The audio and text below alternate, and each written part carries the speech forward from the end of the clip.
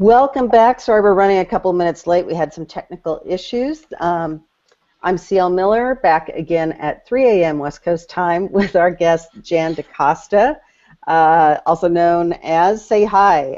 Hi, I'm Jan Costa. I'm also known as Januarium on Tumblr. And also Mila McWarren. Hi, I'm Mila, and I'm Wordplaying on Tumblr. And we're currently waiting for Laura Stone, who seems to be a little locked out, but she's still trying. Hopefully she'll find her way into the Hangout. She seems to be lost in Google land at this time, but with any luck, she'll be able to join us shortly.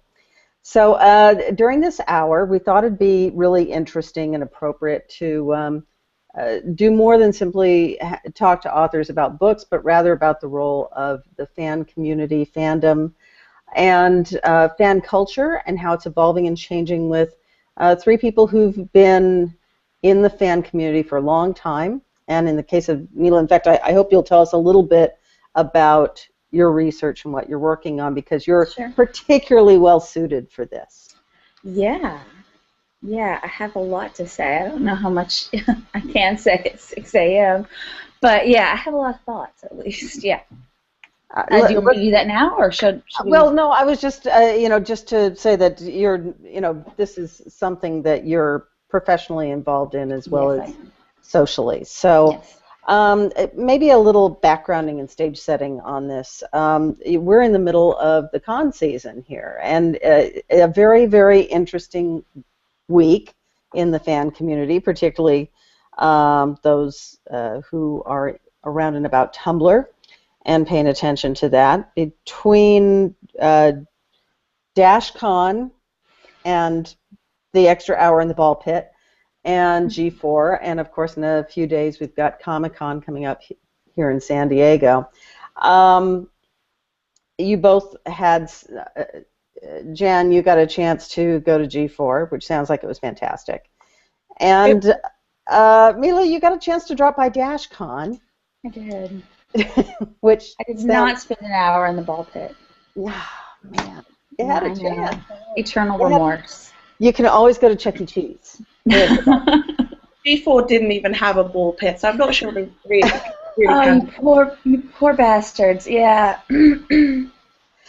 So with that in context, I think this is very good timing to talk a little bit about the cons that we've seen this week and Comic-Con coming up. And maybe that's just a good jumping off point to talk about the changes in the fan community over the years. I mean, Comic-Con was not always what it is today, which is massive.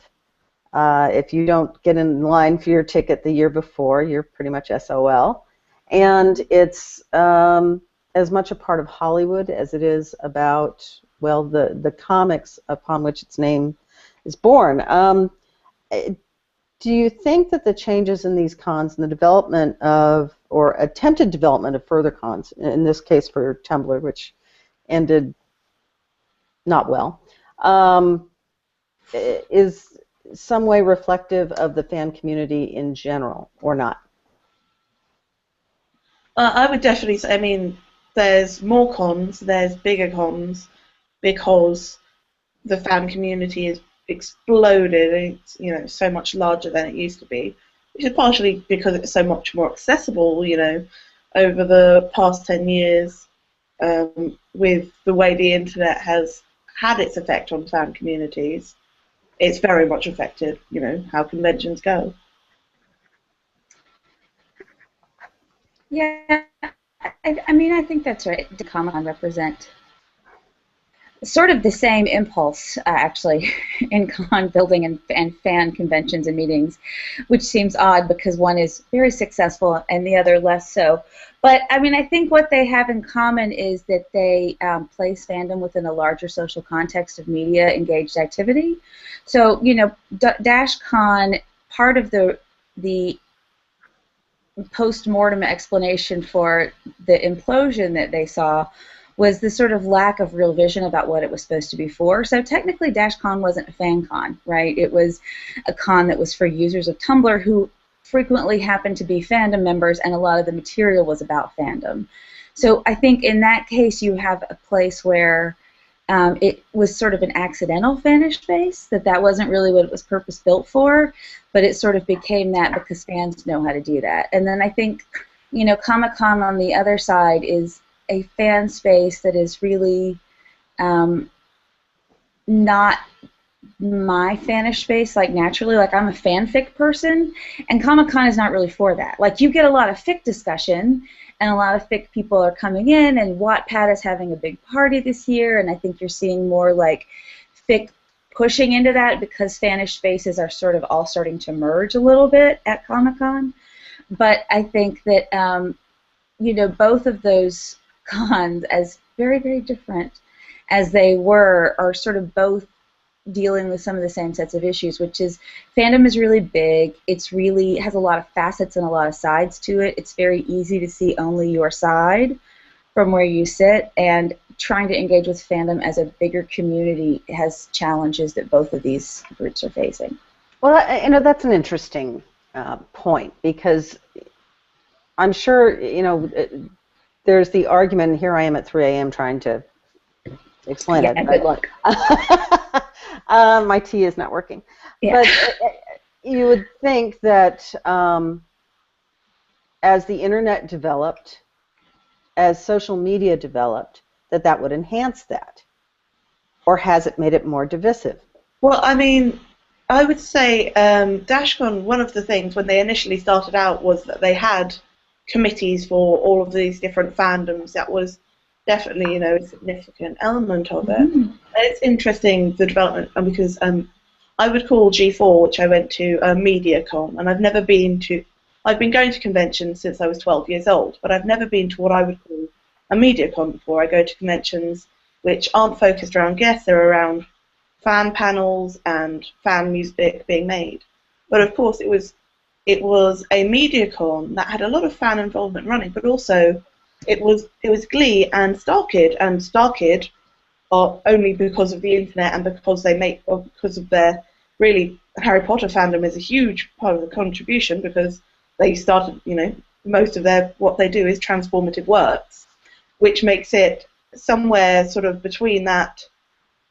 Most of the other conventions these people run, all the other conventions that people run, the guests are from TV shows, whereas they are in a different sphere. It's all the streams are merging. Yeah, and I think too that one of the things that the internet has done, and think about the platforms where fandom has grown, right, over the last decade. So you go from mailing lists to LiveJournal to Tumblr, right, and then AO3 sort of pops up on its own as its own separate, both social but really archiving experience.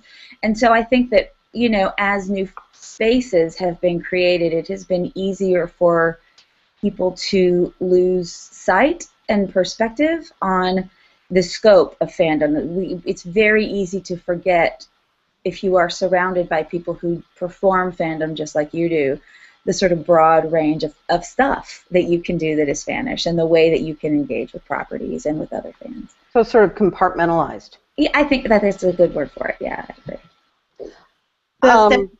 I'm sorry, go ahead. Well, that's definitely true. I engage in a lot of online fandom. I engage in fan fiction and fan art and all that stuff. But I also, know many people who've been in fandom for 30, 40 plus years who don't do that stuff, and they have no problem with that. But they go to conventions and they read science and watch science fiction and fantasy, and they discuss that. And they don't necessarily engage with transformative works or talk about it online in between and in a particular way. It's very different sorts of engagement. We've got a question I'm going to toss out because it seems to be timely, from Doctor Who at 50 and Beyond. Asks, do you think the more cons for different fandoms that pop up would detract from other cons that have been around? So is it getting diluted? Is the ball pit getting a little too deep? I would personally say not. I mean, in 4 weeks' time, I will be at LongCon 3, which will be the 72nd annual Worldcon. You know, this has been running since the 1930s, and it's an event that happens yearly in a different place around the world, although most of them are in the United States.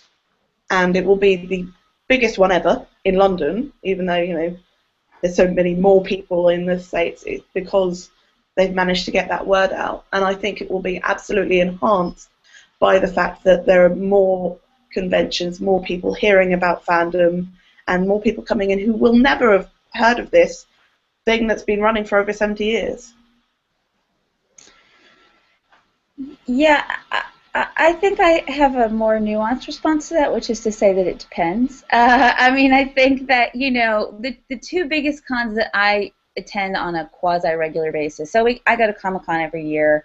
I have attended Dragon Con on a pretty regular basis, which is another very big, much more fan-oriented con. You know, if Comic-Con is big Hollywood, then Dragon Con is your mom's basement. You know, like it's really about sort of where the origin of the energy of these spaces come from. And they do such different things that they really build on each other, and they're geographically separated enough, and there's enough time between them that they really draw different audiences. On the other hand, you know, there was HPEF was running Harry Potter cons for a long time before LeakyCon showed up, and you know, I don't think that you can argue successfully, to me, that there is space for both of those organizations within the Harry Potter fandom. Like there can be only one.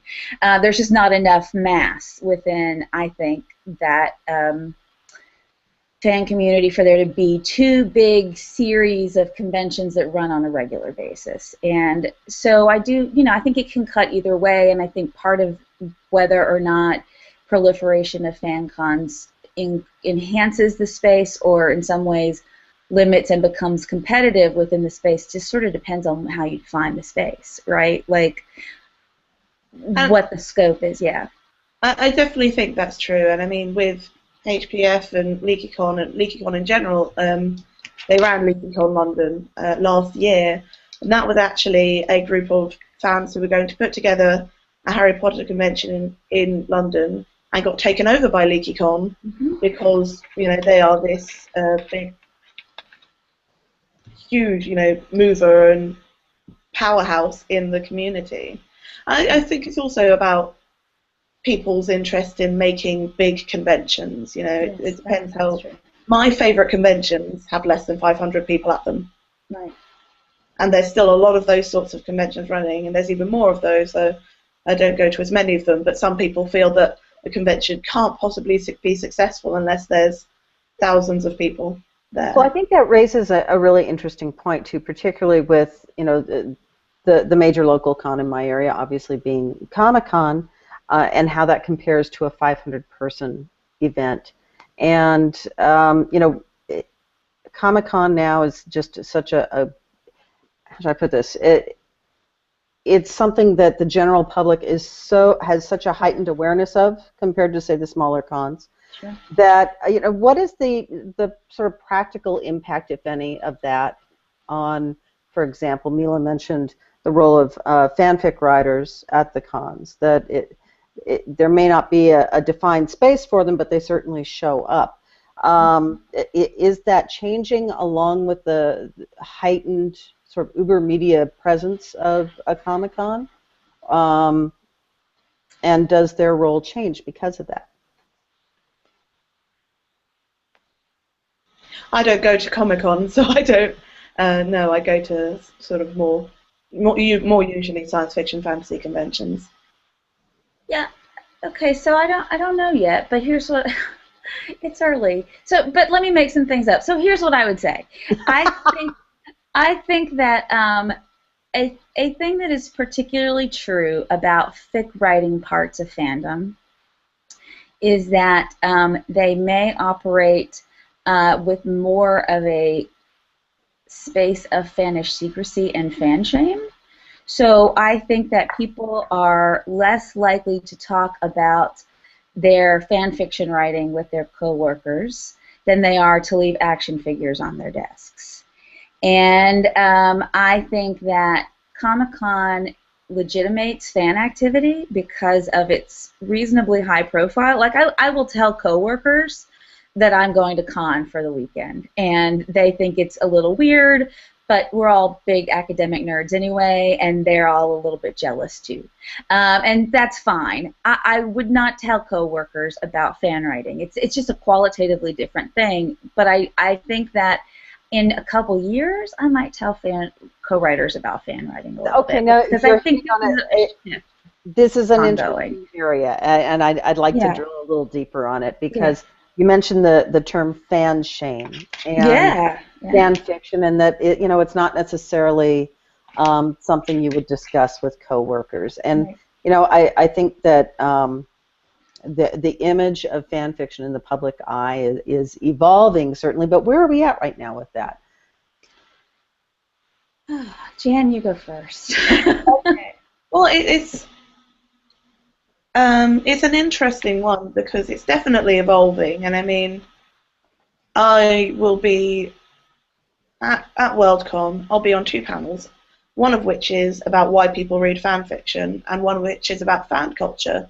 And they're both in the same stream, and the one about fan culture has journalists from major newspapers on it, and so it's they're in some places existing within the same sphere, the same level of gravitas, as it were. They're placed on the same level, but at the same time, there's definitely still a lot of jokes, a lot of embarrassment about it.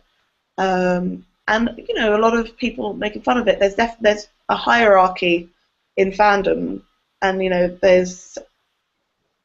it definitely still exists.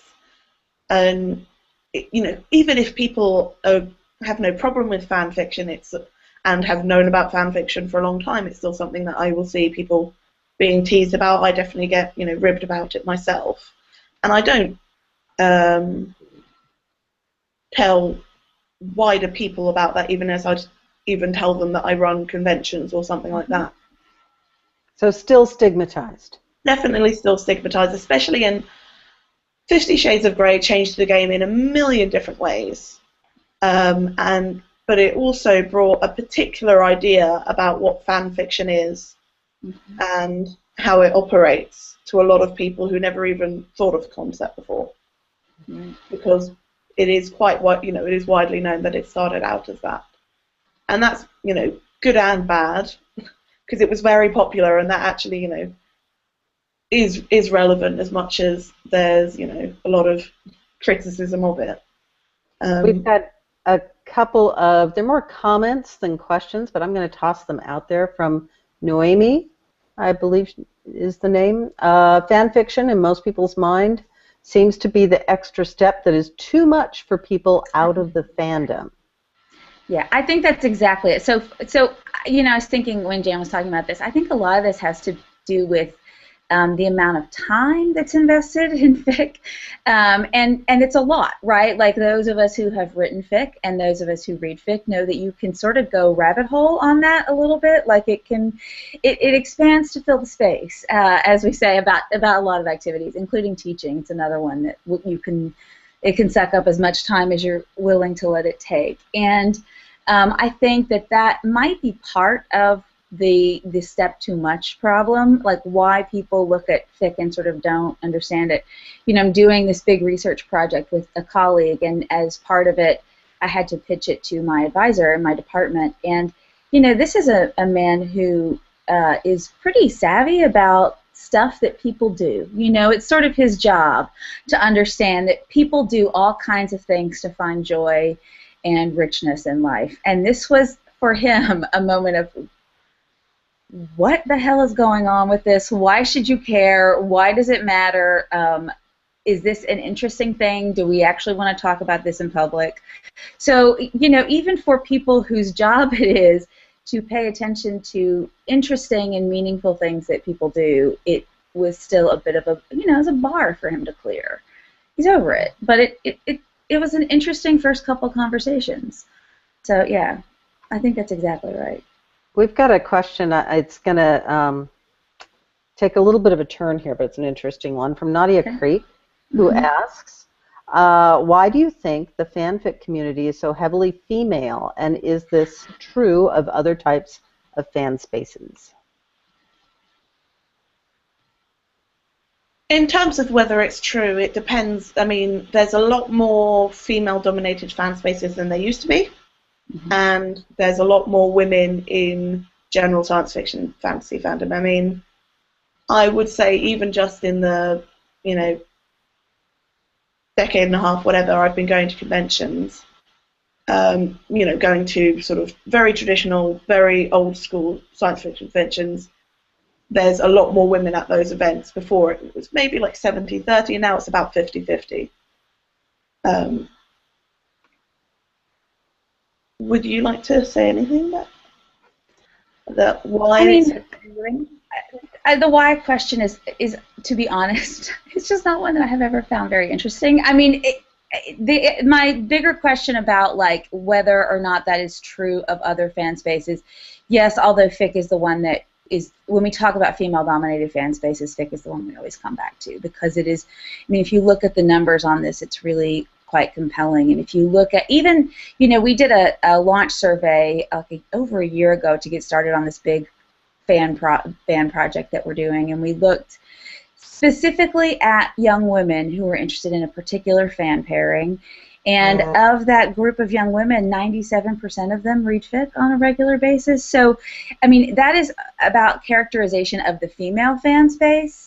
But, I mean, I think, my personal explanatory mechanism, if I were going to have one, which I don't want to have one, but if I were going to have one, it would have to do in part with how communities build themselves. So that when women get interested in a property, they go online and start looking, you do a Google search.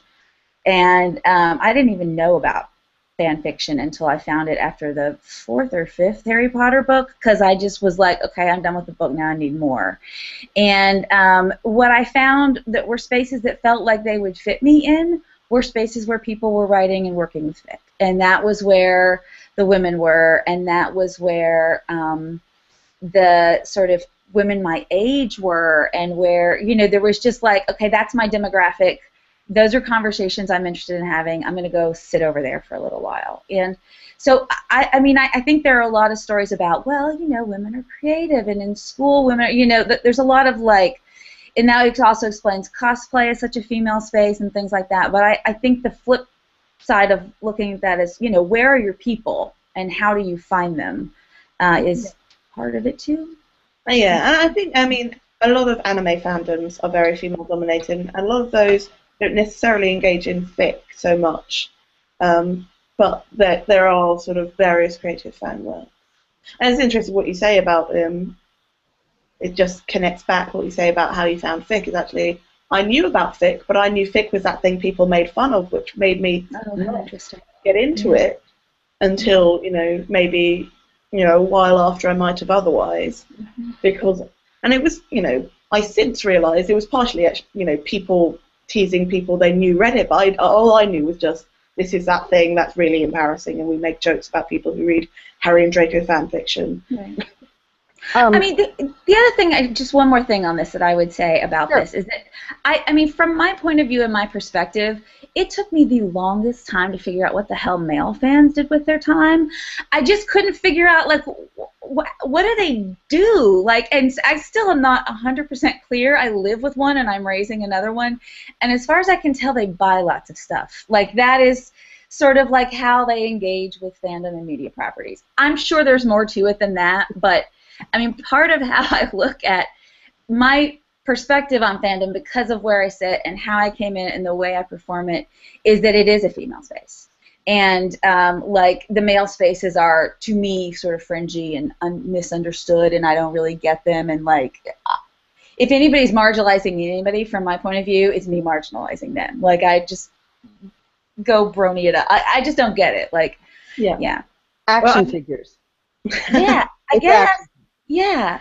I definitely very much separate out fan-run convention fandoms from internet fandom, and so I just think different spaces in my head, and they use some of the same words, but in different ways. They don't say fandoms, there is no fandoms, there is just fandom, and everyone is in fandom in these convention things. There is no concept of, you know, you're in Lois McMaster Bujold fandom and you're in Tamora Pierce fandom. You're all just in fandom. Right.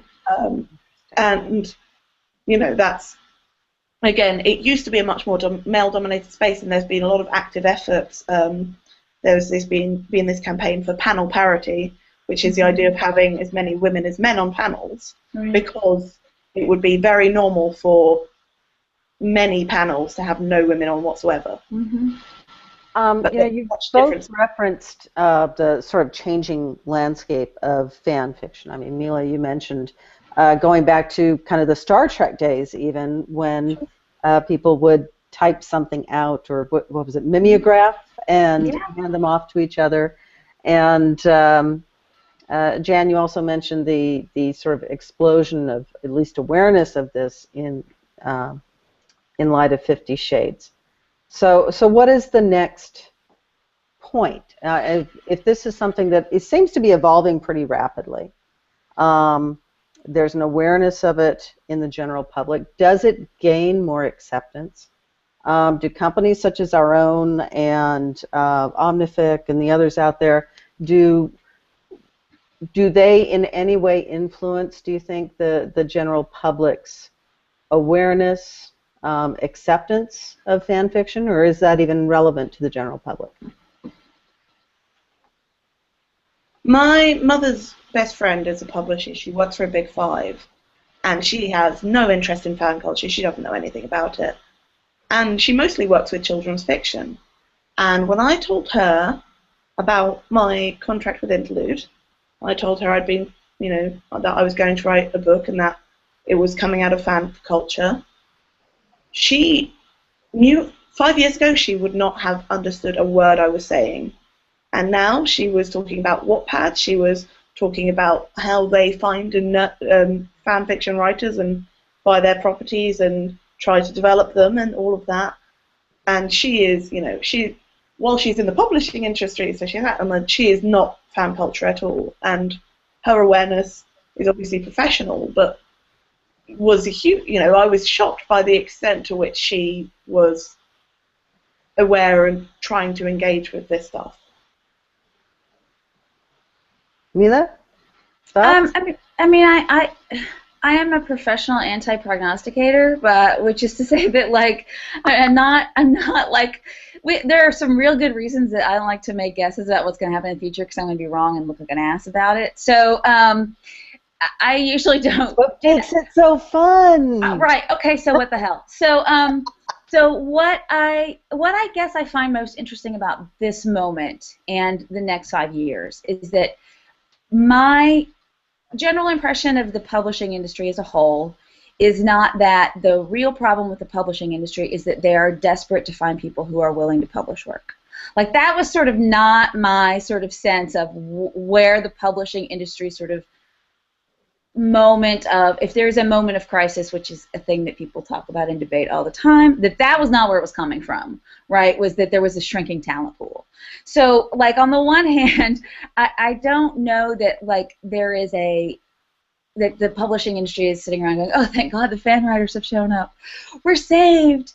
But on the other hand, I think that, you know, 50 Shades is one of those things that really had a lot of people sort of sitting back on their heels and going, well, maybe the question isn't like, why aren't people buying books? It's that, what do people actually want, right? And so I think that this could be about, you know, uncovering markets that maybe haven't been satisfied before, and that maybe fan writers are in a, I wouldn't say unique, but in an interesting position to be sensitive to what readers are interested in, because that's part of our game, right? Like, that's what we're really good at, is trying to figure out what readers are looking for and figuring out how to give it to them in a way that we feel good about. And, right, that's sort of the whole point. That's why comment counts are a thing. And so, you know, I don't know. That was a long way to say I don't know, but that's sort of the thoughts I have about that question. Well, you know, that's the origins for the first idea for this company. It was based in a speech that an executive from Simon & Schuster gave at BEA, not this year, but last year, which was right on that cusp of the 50 Shades phenomenon. And he readily went up there and just said, we've kind of missed the boat on fan fiction. We ignored it, and obviously there's a market for it, and we need to catch up.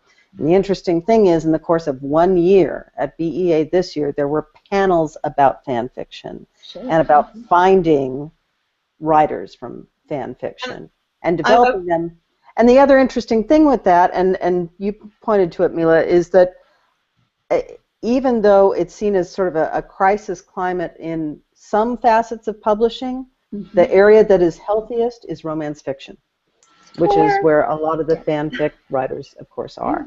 You know, I wouldn't say, you know, as you said, you know, it's not like the response is, oh, good, there's so much more talent. It's, oh, God, there's so much more competition. And so much market. Yeah, also. Exactly. Lost market in some cases. Yeah, exactly. It's how do we get this, because they're already going. Right. It's interesting to watch the scramble of some of the larger companies in trying to identify who these people are and how to communicate with them. And it's very interesting to sit back and listen to it if you're already involved in the community. Because it's a matter of some suits, trying to figure out how do you navigate it, how do you communicate with it, how do you identify who's who in it. And that's a massive road. That's right. Well, and as you know, Candy, I know you guys, you and I have talked before about the kinds of research you guys did to prep for the company, and people have been trying to monetize fic for a very, very long time. This is, the publishing companies sort of waking up is not new. It's just the latest phase of that effort. And yeah, I mean, it's going to be an interesting 5 years. It's already been an interesting 10 years, right? Like once we had the internet and all of these spaces weren't quite so hidden, and you didn't have to get your zines in the mail.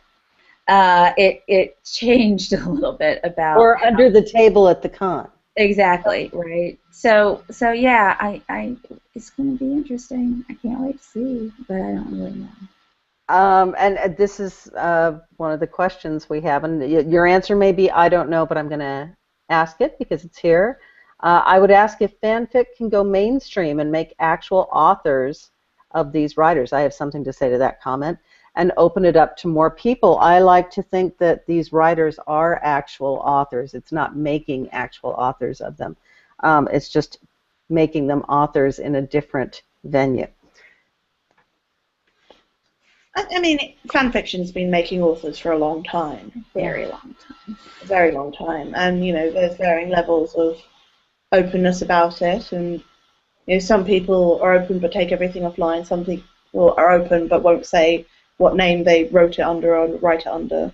And some people are just completely open that, it's nice that there are more spaces and that Interlude's providing a place where people can do that if they want to. But it's definitely been happening for a long time, regardless of whether their publishers even knew that was something that was why these authors had developed the way they did. And very often they did not. Yes. Although, in the last several decades, in the last 5 years, I'll say that much because I know that to be true. That's changed a lot, right? So that you get writers like Cassie Clare and Naomi Novik and these sort of people who part of their pitch was, look, I already have people who love to read me, and so I think that has really transitioned for a lot of writers who are going pro. That there's much less of a need, is my perception, to hide your sort of sordid fan past. And yet there's still fan shame. Yeah, absolutely. There's cases like Sarah Rees Brennan, who has said that she thoroughly regrets that she connected her author identity. Well, she says she regrets writing fan fiction. I'm sure you've heard that. It's just that she connected her author identity to her fan identity, because she has received a lot of awful comments about it, and she wishes she'd never combined them. But then, I have a friend, Shauna McWarren, who's got a lot of books published now. She's only been being published for about 5 years, and she's made the New York Times bestseller list and things like that. And she's someone who is very open about role-playing and fan fiction making her the writer she is, while also not publicly linking those identities. And I also don't think, okay, so I'm going to spare you the full Marxist story on this, but I mean, I don't think that there's any conflict between saying that it's both well known and a source of fan shame, because what fan writers don't do is make money, and that legitimates all kinds of activities, right? Anything you can sell is instantly more valuable, right? Sort of by definition of what value means, and so I don't. I mean, this goes back to the previous questioner's observation about the step too far, right? That I don't think the fan shame is about the fact that you're taking characters and embellishing and writing. It's that you're spending so much time and you're not getting any money for it, and really couldn't you be doing something better with your life? I think that's really where some of the fan shame stuff comes from, that if you aren't selling it and monetizing it, that it is inherently less worthwhile. A lot of it also comes from how much of it is porn. Yeah, that's true. Yeah, that's and but we don't mind selling porn, right? Like, although even then, people, it's been a source of shame for a long time that I've always, buying romance novels has largely been considered a shameful activity in my experience of what I've of the world. It's something that you might talk about, but you sort of titter behind your hand about how, oh, I'm doing this naughty thing, and you wouldn't necessarily tell everyone that you like to read romance novels because they're not high literature. Maybe. I mean, part of I think my initial sort of response to that is, because I do so much academic work in this space, and there's good work on romance writers and readers going back to the 1980s. Radway's Reading the Romance is 1987, I'm going to say.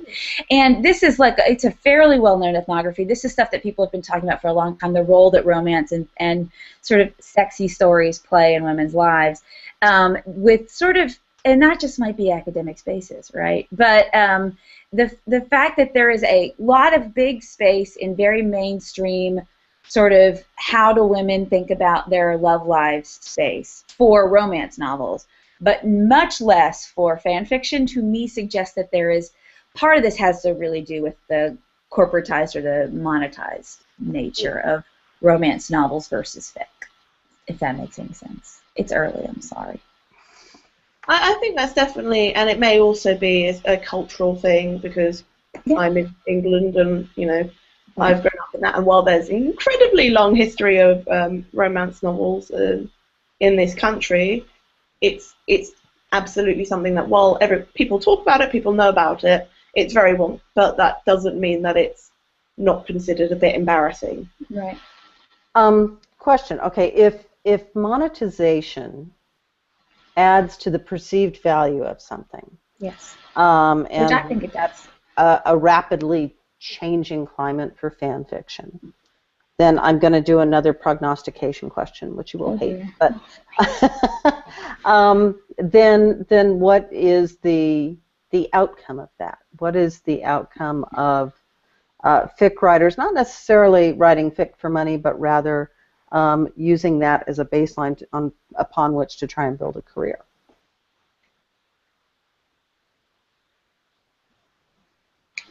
I don't know. I mean, when you... Does that change the game in any way? Well, what game? Does it... I mean... The perception, the culture of fan fiction, does it impact that in any way?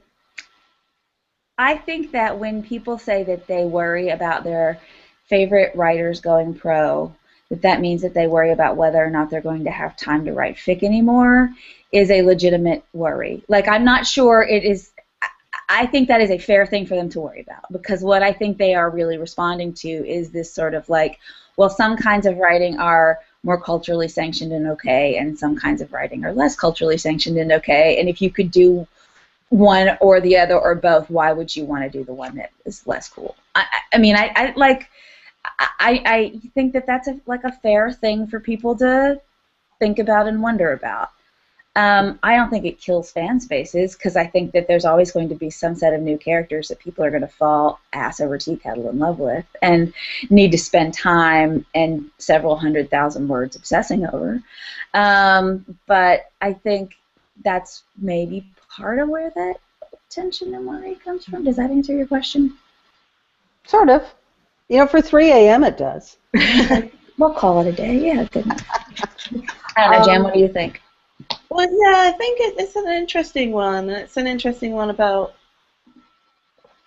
that level of engagement and about whether people are going to play a part of it and how it will change fan spaces. And I think it definitely, can change fan spaces, and people's, how they present themselves is frequently different when they're to some extent a professional environment that they're presenting themselves to, even as, whatever you want to do, it's likely that those will change. But, fan spaces have existed for a long time and they've changed always. So they're all, That's right. They're never stagnant. And, even though there was, a very long time when it was fanzines, the way fanzines worked, what they published, how they published, different fandoms would do it differently. It's like you say, hundreds of thousands of words, whereas some fandoms have loads of fic, and almost none of it is novel length. There's different fandom cultures, and sometimes it's that like begets like. You can't necessarily say why things happen the way they do, but there will always be fan cultures, and they will always act differently, and they'll always think that they're doing everything new. And one last thing, I think general fic readers would be surprised to know how many published writers they are already reading fic from. Not everybody is transparent about their lives and where they're coming from, and I just think, there's a reason that people sit back and look at fan production and go, Jesus, some of these people are really good. Like, some of them are really good, and some of them are already pros. Some of them are already professionals. So, we talk about this like it's an either-or proposition, and I think there's a reason, right, for people to feel that way, because an individual has a finite supply of time, and that's just the way life goes. But there's a lot of individuals, and Hey, when you can squeeze out a good story on your train ride home or in an evening when you don't feel like having the TV on, more power to you, because some good stuff comes from that. Yeah. We're getting near the end of our hour, so I want to do a rapid-fire round with both of you real quick before we wrap up. So quick question with a quick answer is the rapid-fire round. Oh, good Lord. See if you can do it. The academics have the hardest time with these things. I'll try, yeah. The best thing ever to happen to fan culture. AO3. I'm sorry, Jan, what did you say? I said the internet. Okay, yeah, that's better. I said both good answers. Yeah, AO3, yeah. Both good answers. First fic you ever read?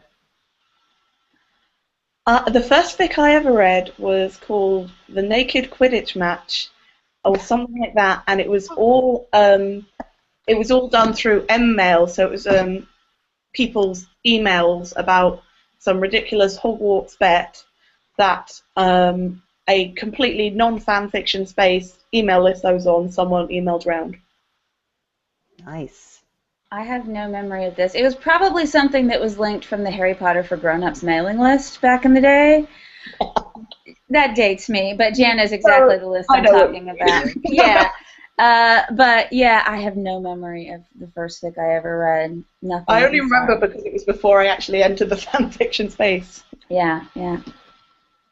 Should anyone attempt a DashCon 2? Fuck yes. Sorry. Yeah. I mean, one of the things I think is really important is Marcus Shiro from Mark Reads, who is excellent. His con report, I think, is definitely worth reading. And one of the really important things there is they screwed up so massively. But for him at the convention, it felt normal and also like a really, really valuable space. He said, he's never had such supportive and great audiences for queer panels and things like that. So definitely. Yeah, I saw that got posted somewhere. I believe I saw that was a terrific piece. And the most important question is ball pit or no ball pit? Always ball Ball pit. pit. Always Yeah. a ball pit. Always a +1. ball pit. Yes. Hey, we're first of all, we're sorry that Stony wasn't able to get in. We're going to work with her before her next panel because she will be on another one and we will shift. She has her own giveaway, and we're going to hold those and bring them to her panel that's on at 9 a.m. Pacific time. We swear she will get online for that one. But we do have wonderful and goofy prizes for some of the people who contributed questions. We'll try and track you down, including, this should look familiar. Hey! We have that. We have, this will also look familiar to some fans. Aww. There. We have the little dancing last lover, and last but not least, the cheesiest thing we may have, and because of it, perhaps the most valuable, direct from BEA, where I was walking through a crowd and they were just handing them out. It was so fan. It is the totally unofficial Share the Glee. So for one of our Glee followers, they will get the Share the Glee totally unofficial guide. It's basically a lot of pictures that have been around for a long time. But it's, Does it make me like a loser or the winner if I already own all three of those things? Definitely the winner. Definitely the ding, winner. ding, ding, ding, ding. This is on my desk at all times. Yeah, and you've been known to start conference calls. I want to enter these competitions. I mean, really. We have a few of these. I might be able to hook you up. Anyway, our thanks so much to Mila McWarren and to Jan Costa, both interlude authors who will be publishing in 2015, whose titles have not yet been announced, but we're very excited about both of them. Both incredibly well versed on this. This is really interesting stuff, and I know we could go on and on. But we're not going to. We're going to end it now, and I'm going to catch a cat nap before our next session, which starts in an hour. And if I have my cheat sheet in front of me, I can tell you that it is a session with IP talking about our first submissions program, an anthology of short stories called the Summer Love Anthology Contest. We're going to talk a little bit about it and other submissions projects we may have in the mill. So we will see you hopefully at 5 a.m. Pacific time, 8 a.m. Eastern time right here on this channel. Thanks so much to both of you. This is really good stuff. Thank you. Hopefully it's a dialogue we keep going. Thanks so much. All right. This has been great. Bye-bye. Thanks, everyone. Bye-bye. Bye.